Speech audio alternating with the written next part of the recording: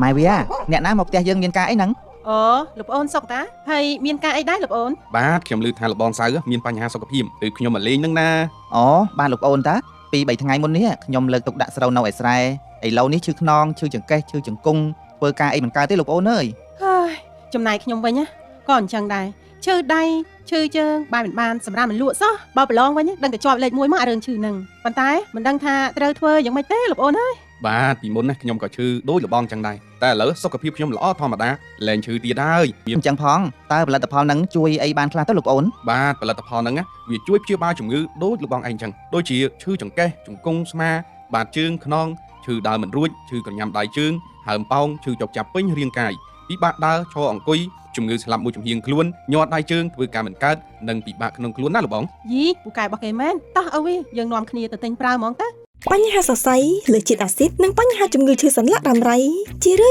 យៗតែងតែកើតមានឡើងលើលោកតាលោកយាយពុកម៉ែអំពូមីងដែលមានវ័យចាប់ពីអាយុ40ឆ្នាំឡើងទៅ